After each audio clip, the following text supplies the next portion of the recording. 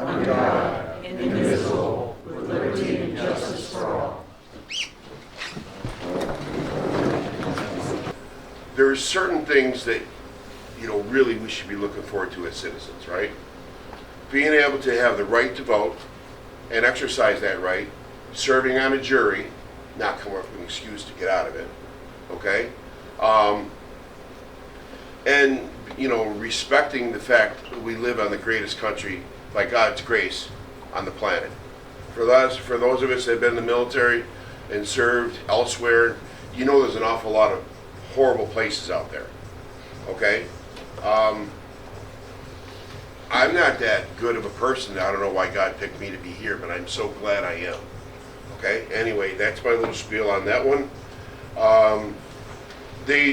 So the New York State Rifle and Pistol Association lawsuit that we enjoined with, Supreme Court ruled on at 6/23/2022. We won!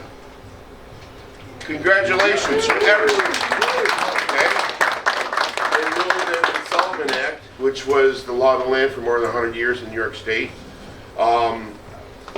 was unconstitutional. It created too much of a burden. It was like, may issue versus shall issue. And then, the rules were cumbersome. They were, very expensive. The state instituted fees to process these forms. You ran into some of the justices that felt that you needed to exercise sufficient, moral character, perhaps, or you didn't justify the fact that you needed to have a gun. All those things run contrary to the Second Amendment. Now, one of the tenets that was in their argument that came out when they ruled it unconstitutional, that was. They said you cannot institute any rules and regulations, restrictions, or bylaws that were not considered reasonable at the time of the writing of the Second Amendment. Well, at the time of the Second Amendment, men and women, more men than women, okay, they had their guns with them when they dropped their kids off at the one-room schoolhouse, if they didn't, teach from home. They had their guns with them when they went to a park. They had their guns with them when they went to a church. They had their guns with them when they went shopping. They had their guns with them when they went to the library. They had their guns with them when they went to the theater. You know why? It was just as normal as putting on your trousers. Okay? It was no matter, no more, no less. It was just a tool, part of the day. And the most important thing about the Second Amendment, folks, is to remind yourself, it is not for hunting. It is not for sporting purposes. Okay? The Second Amendment was put in place to prevent a tyrannical government from overwhelming and taking over its citizens. All right? Back to the military for a moment, in public service. Whether you served as an elected official, a justice, a sheriff, many of us, we took our oath of office to protect the United States and the Constitution against all enemies, foreign and domestic. When we discharged our term of obligation, we were never relieved of our oath. Okay? That oath still lives. Okay? And we in this country, yes, we have foreign enemies, but we also have domestic enemies. Okay? We have 11 confirmed communists in the New York State legislature, which includes the Senate. Okay? I should have said New York State government. How can you be a communist and serve a representative, constitutional republic? You cannot. You have a hidden agenda, and you're lying to your people. You're just lying. Okay? We don't need to go along to get along. We need to follow the Constitution. It's not that hard, and you don't need a JD, okay, to understand what it says. We don't need attorneys to interpret this, okay? It's written at the 8th grade level. Unfortunately, we know some people can't read 8th grade English. But that's another story. Nowadays, yeah. Okay, yeah, nowadays, you're right, sir. with that in mind, we also have this going back to here. As a consequence, the left is bewildered and angry. They really are. Some of these folks are, I mean, I could use analogies such as foaming at the teeth and whatever, which are, you know, amusing in talk, but it's not really the problem. The problem is they honestly want to control us, okay? Now, and I put in red here now, which is probably inappropriate. We are now the recipients of the overlord's ire. Okay, and what do I mean by that? A couple days later, just like they did with the SAFE Act, in the heat of the night for necessity, they passed 10, not a couple. They passed 10 new gun laws. I have a limited number of copies of this that I passed out along with the protest rally that we held across the county last Saturday. But there are 10. You can find them at legislation.newyorksenate.gov, or you can just go to legiscan.com. Okay, it's a great place to go. You can look up legislation for any state in the union, whether it's in the Assembly or in the Senate. You do not have to pay a fee to view it, and you get the status. Like when I was just referring to the Senate Bill 9501. Okay, it's widely available for anyone to read as they wish. There's probably only 15, 20 copies here. You know, take them as you wish. Okay. The people responded against these 10 unconstitutional gun laws with a minimum. I've heard in the winds there's 2 more being prepared to file in federal court. But we have 4 currently right now. They all attack different angles of the gun laws. We have one gun law that was from an individual out in Erie County, David Lewis, who's New York over gun laws. He's represented by Jim Tresman. Jim Tresman, most notably, was the attorney that got Ben Wassel. Ben Lewis is one of our former members. Ben Wassel was convicted. He was the first one in New York State to be convicted on the SAFE Act. Okay, we were able to successfully have that overturned. It took a long time, and it ruined him and his family, and it brought all kinds of financial problems to him. Okay, so anyway, David Lewis is suing over that, and his angle, his case is the definition of assault. Okay, assault act, because these 10 laws, they're overly broad and capricious. Okay. Carl Palladino is self-funding his campaign and being a billionaire. How handy is that? You don't have to worry about having to raise funds to, and worry that you might not have enough to get through court because they're not cheap. But anyway, Carl's challenging the rules of sensitive places, such as a supermarket, such as a library or a park or something like that. The third one is GOA, and GOA New York and GOF. Okay, they're both sister organizations. They're filing against all of them, specifically naming Kathy Hochul as the defendant, no one else. And 2 attorneys out of state, Corbett versus Bruin. They're going after the governor because of the cost of getting a permit in New York City. One of the things we learned is that the cost of getting a permit in New York City is around $1,600. Okay, and with these new laws, they say that they want to take it away from the county clerk, the county pistol permit office. They want to take it away from the sheriff. They want the state police to run everything. And you know what? A lot of those guys too, they're our neighbors, they're our friends. They're caught in the middle. What's the difference? The sheriff works for us because we elected him, and the state police, they take their marching orders from the governor. Okay, so there's a different chain of command. Okay, and they have different rules they have to follow, which creates jurisdictional nightmares, I'm sure, for the authorities in charge. Anyway, sir. All right, so Will set me up well in saying that the Constitution is written at the 8th grade level. I did graduate from high school. However, this law I don't know what level it was written at. And I just say that is because it's very confusing to read through it. I've met with the judge several times, his clerk, as well as other people, trying to interpret what it means.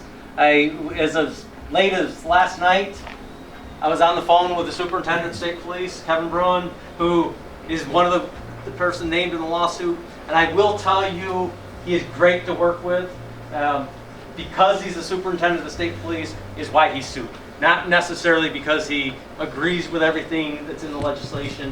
And they push back on the legislation as well. Okay, they have a sheet that they put back, wanting some clarification from the legislature. So they're trying to get that.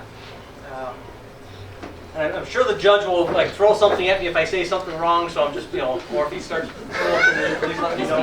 Yeah, I know. That's what I said. But I will say, one of the big questions, and how many people in here have a pistol permit? Wait, okay. How many people in here don't have a pistol permit? Okay. And are you trying to get one before, or get the application before September 1st? No? Okay. Yeah.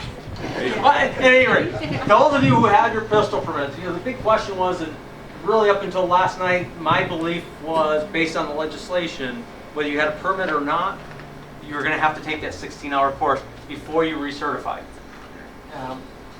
In a recent article, I don't know if it was actual words from the legislator, it said words matter. And in this case, words do matter because what the legislation in subsection 19, it says before you renew your permit, you have to take that 16-hour course. Well, we don't renew our permits. In Chicago. We recertify our permits. So if you since we recertify, you still have to recertify, and you're going to have to do that every 3 years. But based on that, those of us who have our permits are not going to have to go through that 16-hour course. Now, that could change. Thank you. We don't know what's going to happen after September 1st or when we go through that, but that is the interpretation that legal representation from the state police as well is in the county, that we've come to the conclusion that's the case with that. The course itself, the superintendent of state police has met with 15 or so NRA instructors. They sat down and kind of went through the course. If I was understanding him correctly last night, there's a list of things they're going to have to go through on the course, and if we want, we can let Bob maybe talk about that if you want, or I can talk about. But those seems like what they're going to do is say, give us some guidelines, but the exact wording, they're not going to give us an exact curriculum. They're going to make suggestions on how to do that.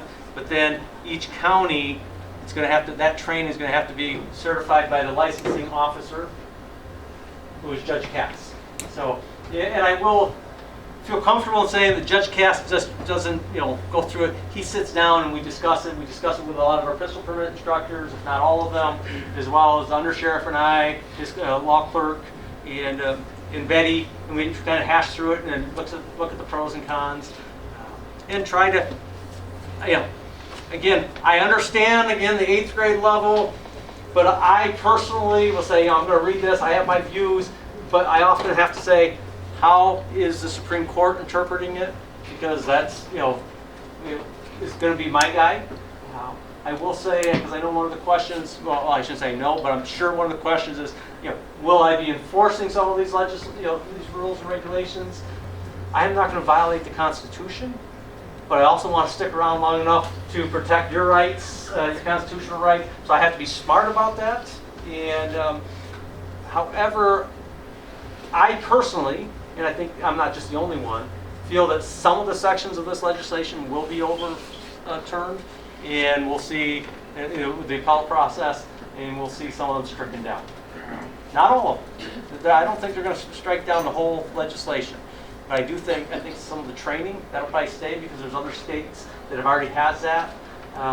But the sensitive places, I really feel that's going to be one of the things. That's basically every place. So I do believe we're going to see that stricken down. But we don't know how that's going to go. So, Jim, if Lee Zeldin gets in this November, he can repeal the whole damn thing, can't he? No. Well, he can get the process started. Why can't you repeal it? Because it's law.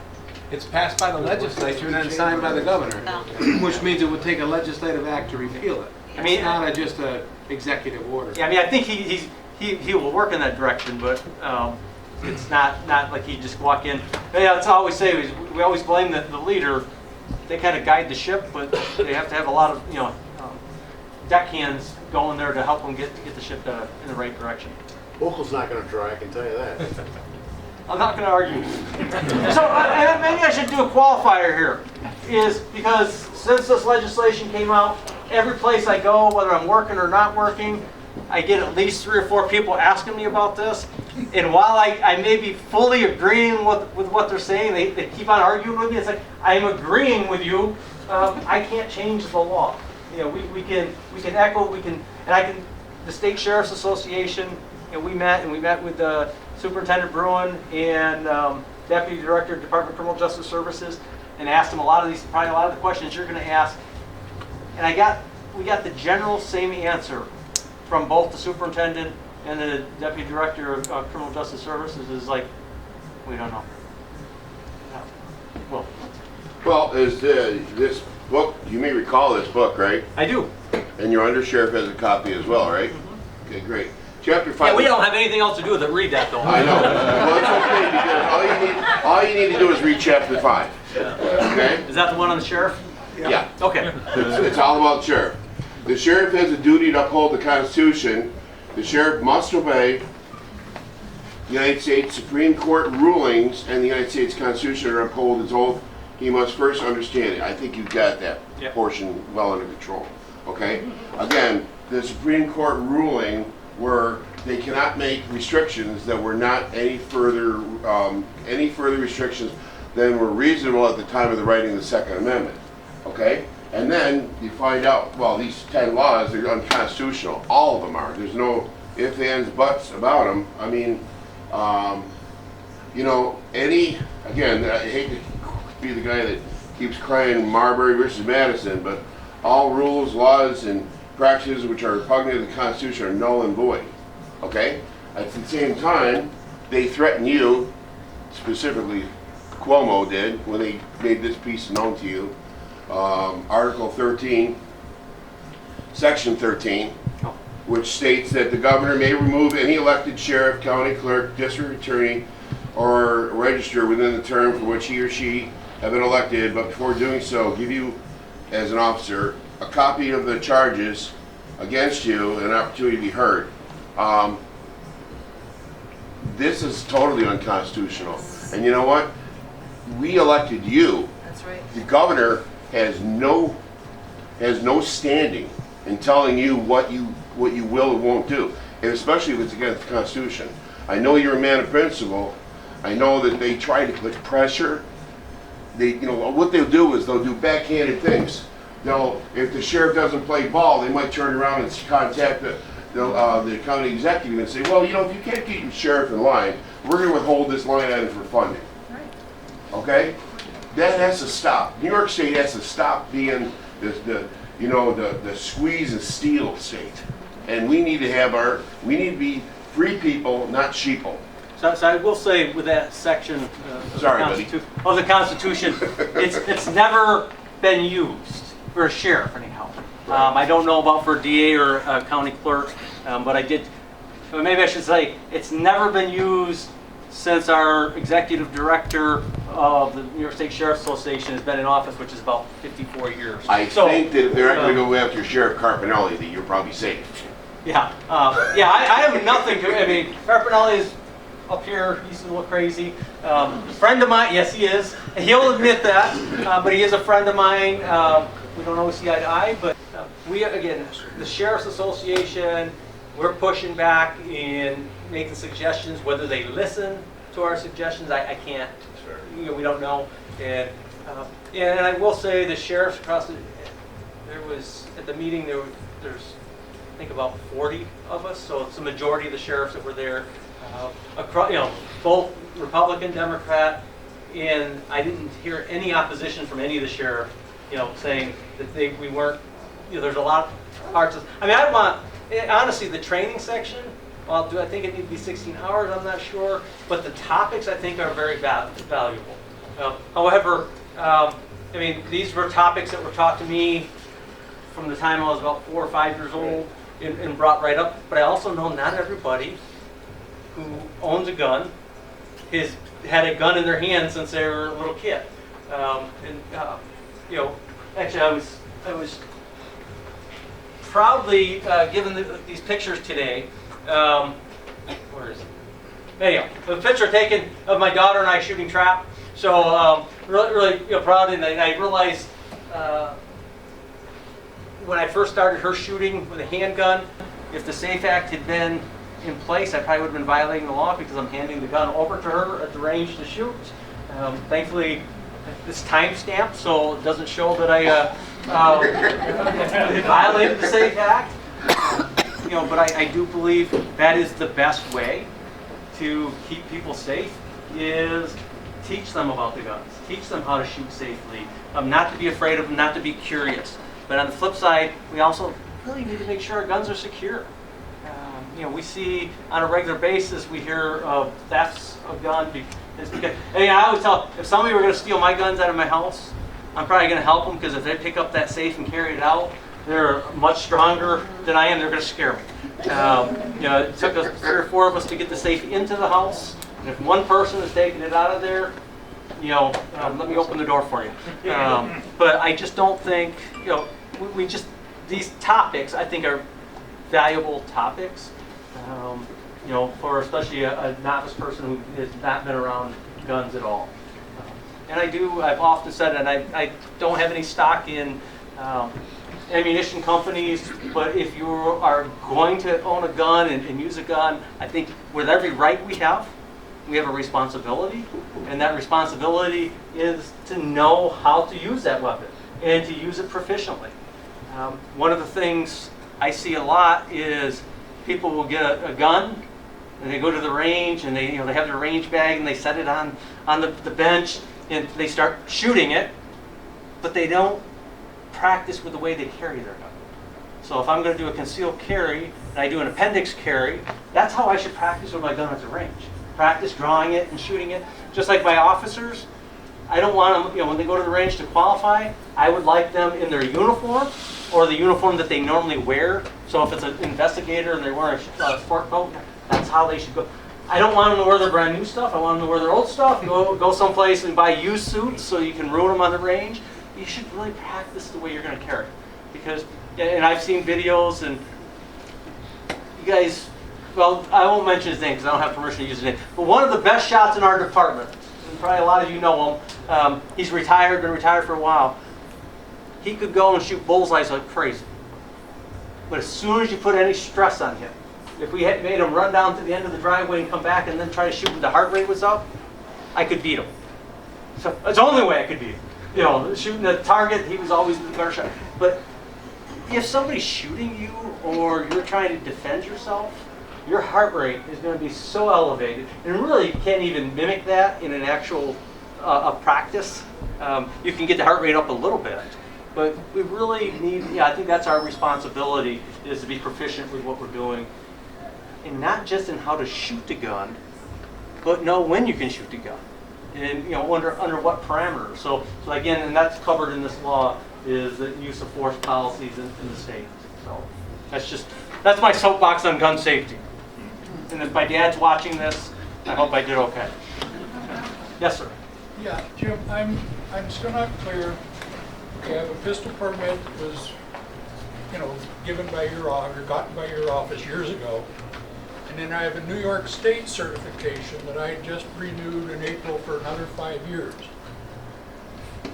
I don't know that I have to renew my permit through the county. No, you don't. Okay. You just have to. So that is the difference. And there are some counties, my understanding is that you have to renew your permit every so often. I don't know, in Chautauqua County, we don't have to renew the permit, but we have to recertify with the state.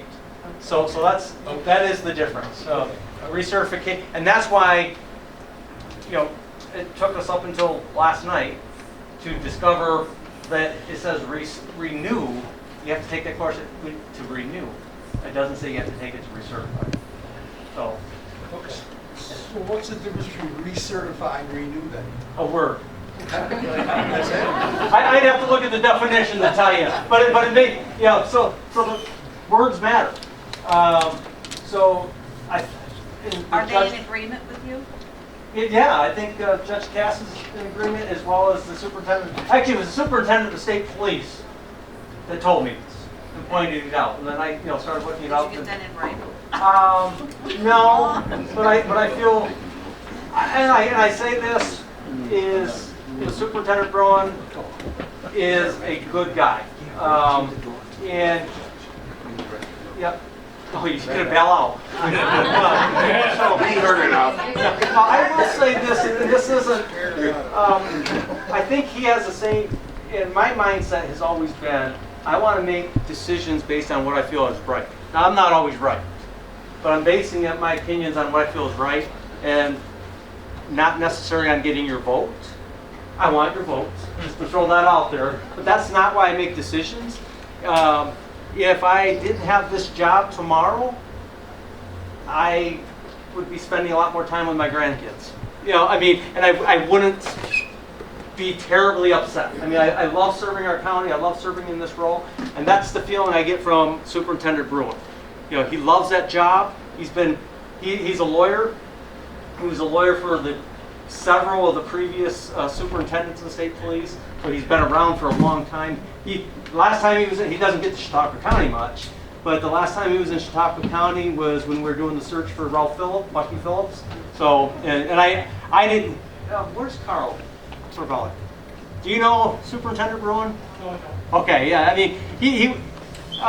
but I checked with some other troopers to say, hey, I'm not going to go report to the superintendent, but what do you think of this guy? And they've all said they really like him. He's doing a really good job. He's the first, since I've been in office, and maybe a little bit before, he's the first superintendent that isn't an acting superintendent. He has actually been nominated and confirmed as the superintendent. Several before him were acting superintendents, and that's why they went so quick. They could get rid of him a lot quicker.